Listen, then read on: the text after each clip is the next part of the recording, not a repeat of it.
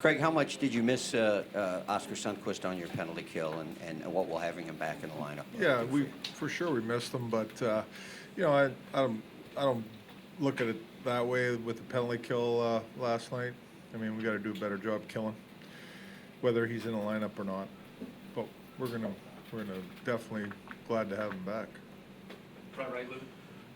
Craig, what did you think of Sanford last night? And moving forward now, do you feel like you have options as to how you're going to go forward with the lineup now? Yeah, I thought Sandy had a really good game.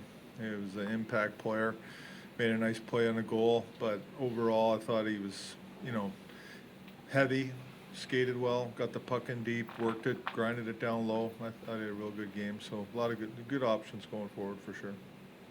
Right side standing up.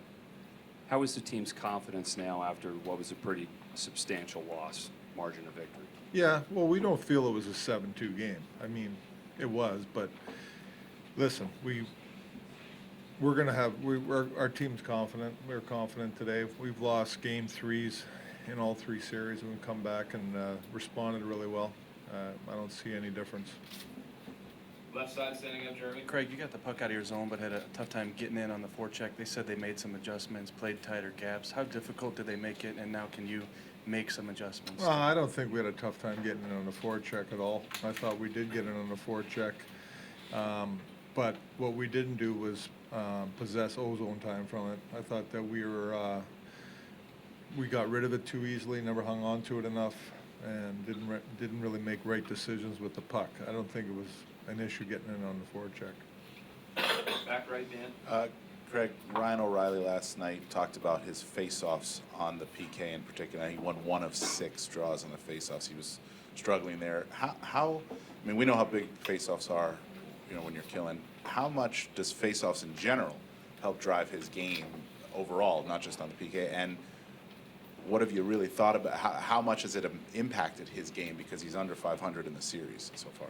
Yeah, well, definitely face-offs are important, not only for him but our team in general.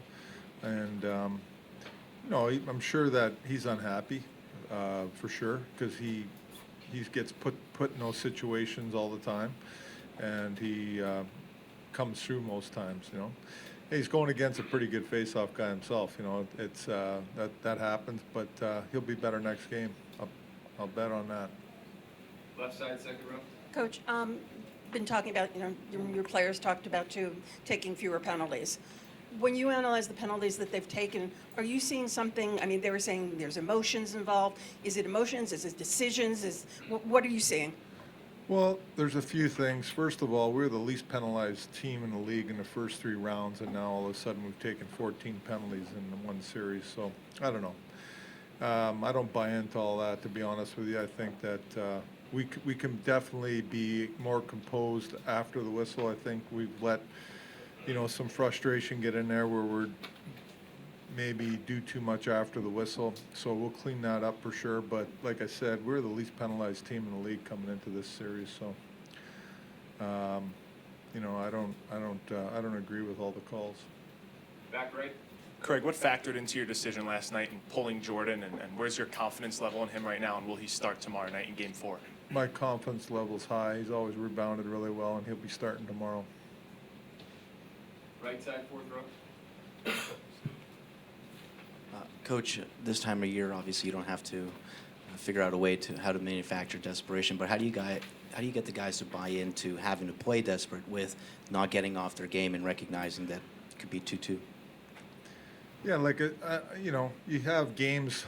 I mean, that game last night, it's a hard one to evaluate. The penalties, and they get 4 power play goals out of it. It's just 5-on-5. I didn't think we were bad in the game, but the game gets out of reach, and it's a tough game to evaluate. We're going to be fine tomorrow. We're going to have, our guys will be dialed in, ready to go. They always responded well after a loss. Like I said, we've lost game 3s in all 3 rounds, and really come back and played well in game 4. We'll do a few more front right. Craig, any change in the status on Dunn or Thomas? Are either available tomorrow? We'll find out today after the skate. Stand front right. Craig, conventional wisdom says there are fewer penalties called in the Stanley Cup Finals. Are you surprised there's been this many called? Yeah, I mean, I already kind of talked about it. Like I said, we're the least penalized team in the playoffs coming into this round, and now, you know, all these penalties. So, you know, again, there's nothing, you know, nothing we can really do about what's happened going forward. Well, we can talk about being more disciplined, which we have, and playing between the whistles more. That should help. We'll do 2 more questions, left side, third row.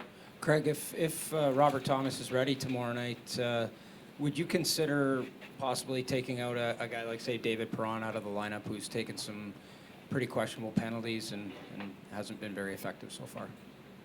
Well, in what way has it even been effective for you, or like what? Bad penalties. Yeah, like I said, we've discussed about penalties and playing between the whistles and stuff, so he'll be more disciplined tomorrow. I don't need to discuss when we take him out of the lineup. Greg, have you sought any explanation from the league on the penalties, or is it just No, something you gotta not live really. with? I mean, they make calls, and you know, they don't really give us explanations why.